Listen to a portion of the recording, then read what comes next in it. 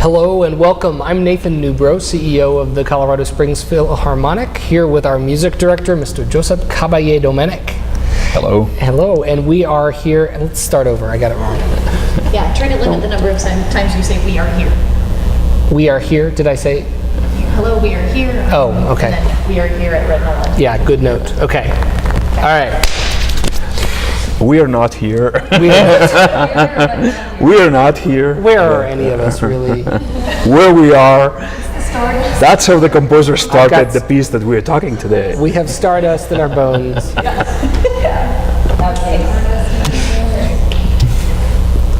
Hello and welcome. I'm Nathan Newbro, CEO of the Colorado Springs Philharmonic, with our music director, Josep Caballé-Domenech. Hello. And we are here at Red Nolan Infinity, part of the Red Nolan Auto Group, and so thrilled to have their support. And in fact, you drive their automobiles when you're in town. That's right. Fantastic cars. So we're very grateful for their sponsorship and support of the Colorado Springs Philharmonic and so many other things in our community. But we're here right now to talk about Mahler's Fifth Symphony. Such a small piece. It's a small piece, just a trifle. Actually, it's huge. Actually, it's huge. It It's is a huge huge. piece. Yeah, it's a fantastic piece. It's probably one of the most famous, if not the most famous, symphony by Mahler. And even if you don't think that you have heard it, I'm sure you have heard it, because his music has been used with many commercials and many films, and it has been brought out to the general audience a lot, with the Adagietto, especially the most famous part of it. So. Yeah, a beautiful adagietto that is all strings. All strings All and strings. harp. And harp, thank you. And harp. That's the touch. That's the touch.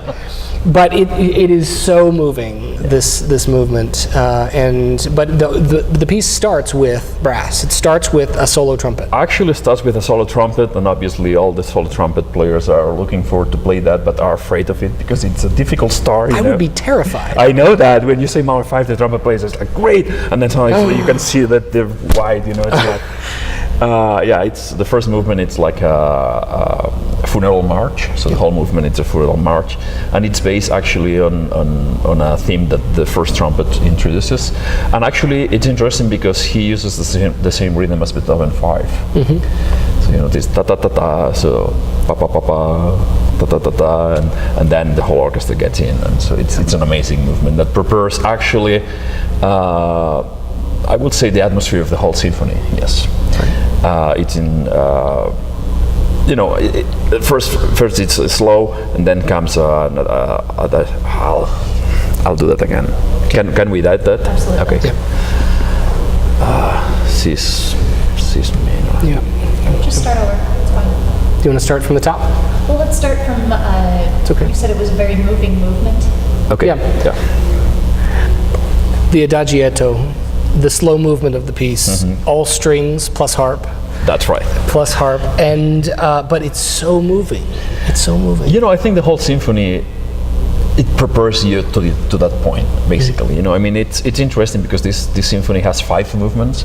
So usually you're expecting only 4, but in this case Mahler wrote for 5 movements. And actually he got a very big discussion in himself. Because the first movement it's a funeral march that's introduced by the trumpet, and this funeral march, it's in a key that then it never comes back to the symphony again. Then he changed it, but the whole atmosphere of the symphony prepares you to this 4th movement, which is the slow one, the adagietto, which, as you said, it's one of the most touching pieces in music history, and the one that everyone has listened before, and it's just an amazing piece. Yeah. Yeah, I melt when I hear this. I even heard a major orchestra use that as an encore once, yes, and it just on its own. It's a little bit long for being an encore because it's over 10 minutes, but it's a great symphony. But it's interesting because I think the difficulty of the symphony, I found it on the 3rd movement actually, and that's the scherzo, and I think more terrified that the trumpet player are the horn players. Right. Especially the first horn player has a very huge part on this piece. You know? And as I said, it's a very interesting symphony. It breaks a lots of parameters that Mahler was kind of discovering. Like, as I said, it has 5 movements, but actually it's divided formally in 3 parts. So the first and the second movement belong to the first part. Then it will be the scherzo, which is the second main part. And then 4th and 5th movement, they go attached, and they are considered the 5 parts. So if you see, even structurally, he plays with the limits, and he really tried to push as much as possible his music. Many orchestra lovers will have heard this piece before, but some will have not ever heard Mahler's Fifth Symphony before. Yeah. So what should they listen for throughout the piece? I think with Mahler, you should listen to everything, and you should let yourself be surprised. I think that in Mahler language is what he tries is really to surprise you and to tell you a very normal history, which, you know, what can be in your head at any moment. So you can be, you know, in a very sad moment and suddenly listen to a fanfare or something that it's happy just for a few seconds, and then come back again to the sad place. Or, you know, this kind of surprises, it's what Mahler really, I think it's a master of it. You know, he really puts you the things like he thinks they are going in your head at that moment, and that's, you know, everything can happen basically. So I'll suggest, you know, just let be surprised and enjoy, even if you don't understand many things. It's fine, you know. That's what goes on our head basically. Indeed.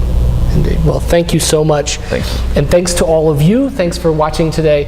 If you want to know more about the Colorado Springs Philharmonic, you can find us on the web at csphilharmonic.org. You can find us on Facebook, Twitter, YouTube, and lots of other places. Thanks so much for joining us. Thank you.